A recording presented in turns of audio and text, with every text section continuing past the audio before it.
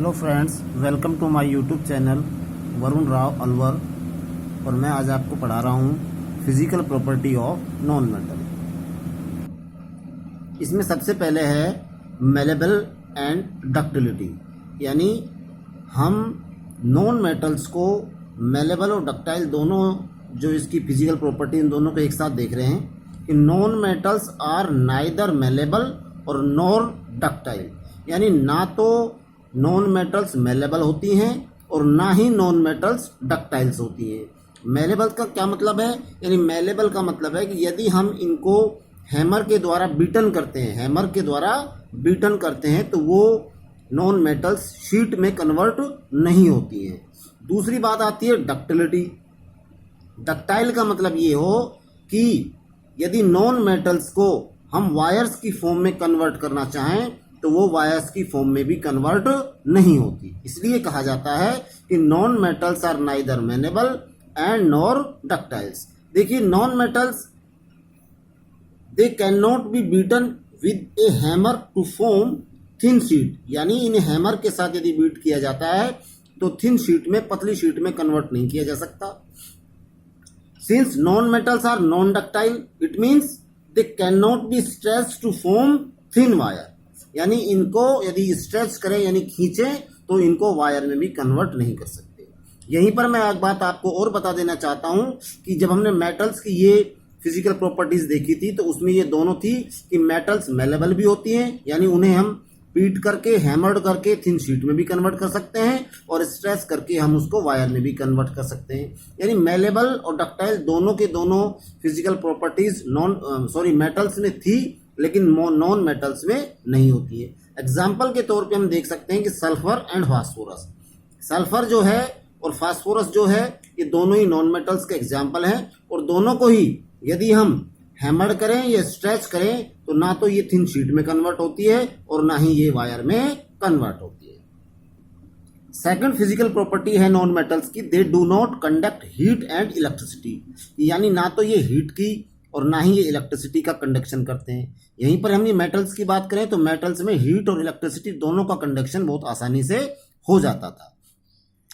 Non metals में heat और electricity का कंडक्शन क्यों नहीं हो पाता है? हीट और इलेक्ट्रिसिटी का मेटल में कंडक्शन इसलिए नहीं हो पाता है क्योंकि नॉन मेटल्स में फ्री इलेक्ट्रॉन नहीं होते।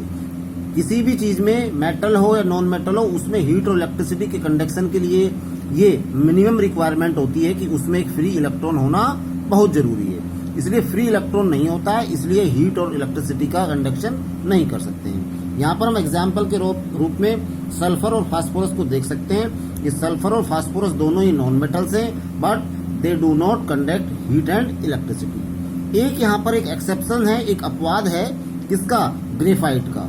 ग्रेफाइट जो नॉन मेटल्स है उसमें कार्बन का एक फ्री इलेक्ट्रॉन रहता है और वो फ्री इलेक्ट्रॉन के कारण जो ग्रेफाइट है वो इलेक्ट्रिसिटी का गुड कंडक्टर होती है। तो नॉन मेटल्स में केवल ग्रेफाइट एक एक्सेप्शन है जो इलेक्ट्रिसिटी का गुड कंडक्टर के रूप में काम आता है। क्यों आता है? क्योंकि इसमें एक फ्री इलेक्ट्रॉन होते हैं। बाकी नॉन मेटल्स में किसी में भी फ्री इलेक्ट्रॉन नहीं होती हैं, इसलिए वो हीट और इलेक्ट्रिसिटी का कंडक्शन नहीं करती है। नेक्स्ट है कि non metals are generally soft, exception diamond, यानी नॉन मेटल्स जो हैं जनरली सॉफ्ट होती हैं जबकि मेटल जनरली कैसी होती थी? हार्ड होती थी।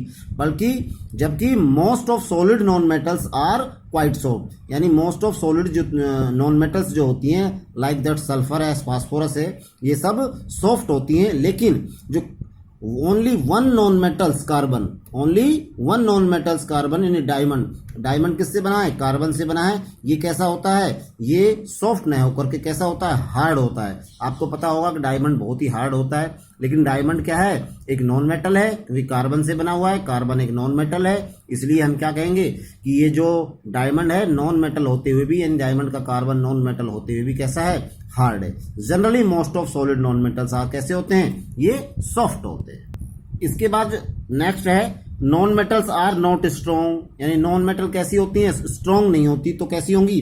दे आर इजीली ब्रोकन, यानी स्ट्रॉन्ग नहीं होती है, इनको आसानी से तोड़ा जा सकता है। एग्जाम्पल के रूप में हमारे पास ग्रेफाइट शीट होती है, आपने देखा होगा पेंसिल लेड जो होती है, हम पेंसिल लेड को बहुत आसानी से, बच्चे भी उसको आसानी से तोड़ सकते हैं। इसका मतलब वो नॉन मेटल्स है। और नॉन मेटल कैसी नहीं है? स्ट्रॉन्ग नहीं है। कैसी है? इजीली ब्रोकन, यानी उसको आसानी से तोड़ा जा सकता है। नेक्स्ट है नॉन मेटल्स में be solid, liquid and gas at the room temperature. यानी जो नॉन मेटल्स हैं वो रूम टेम्परेचर पर सॉलिड भी हो सकती हैं, लिक्विड भी हो सकती हैं और गैस भी हो सकती हैं। लेकिन जहां पर मेटल्स का सवाल था, मेटल्स जनरली रूम टेम्परेचर पर सॉलिड होती हैं, लेकिन नॉन मेटल्स तीनों फॉर्म में पाई जा सकती हैं, solid, liquid and gas. Example देखिए, जनरली क्या है? कार्बन, सल्फर और फास्फोरस, ये तीनों, कार्बन, सल्फर और फास्फोरस, ये जो नॉन मेटल्स हैं ये सॉलिड होती हैं। ब्रोमीन हैलोजन परिवार का है, हैलोजन फैमिली का है, नॉन मेटल्स है, लेकिन ये लिक्विड होता है। और इसके अलावा जो हाइड्रोजन है, ऑक्सीजन है, नाइट्रोजन है, क्लोरीन है, ये भी नॉन मेटल्स हैं। ये कैसी होती हैं? ये नॉन मेटल गैसीय फॉर्म में पाई जाती हैं। अब आप यहाँ देखिए, जो क्लोरीन और ब्रोमीन है ये दोनों हैलोजन फैमिली से हैं, जिसमें ब्रोमीन तो लिक्विड पाया जाता है और क्लोरीन कैसा पाया जाता है? ये गैसीय फॉर्म में पाया जाता है। इसका मतलब हम कह सकते हैं कि नॉन मेटल्स सॉलिड, लिक्विड और गैस तीनों फॉर्म में पाई जा सकती है। इसके बाद एक है जो बेस्ट इसका फिजिकल प्रॉपर्टी है, वो है non metals are non sonorous. यानी नॉन मेटल्स कैसी होती हैं? उनको यदि हम बजाते हैं, हीट करते हैं, तो उनमें से आवाज नहीं आती है। जबकि जो मेटल्स थी वो उसमें सोनोरस का जो गुण है, सोनोरस की जो फिजिकल प्रॉपर्टी वो पाई जाती थी। मैंने आपको उस समय मेटल्स पढ़ाते वक्त बताया था कि घंटियों के रूप में हम यदि इसको यूज करते हैं, या किसी बर्तन को यदि हम जब बजाते हैं तो उसमें से टन की आवाज आती है, लेकिन नॉन मेटल्स में इस तरह की कोई आवाज नहीं आती है। तो फ्रेंड्स, ये थी नॉन मेटल्स की जो मेजर फिजिकल प्रॉपर्टीज थी, जो एग्जामिनेशन के हिसाब से अपनी इंपॉर्टेंट होती थी। वो सभी फिजिकल प्रॉपर्टीज मैंने यहाँ आपको बता दी। आगे से हम इसको नेक्स्ट देखेंगे, नेक्स्ट इसका पार्ट देखेंगे। तो प्लीज़ वीडियो को ज़्यादा से ज़्यादा लाइक करें, शेयर करें और सब्सक्राइब करें। और जो भी प्रॉब्लम हो प्लीज़ कमेंट्स में ज़रूर लिख करके बताएं कि आपको क्या प्रॉब्लम्स है। और वीडियो को ज़्यादा से ज़्यादा सब्सक्राइब करें। Varun Rao, Alwar. Thank you. Have a nice day.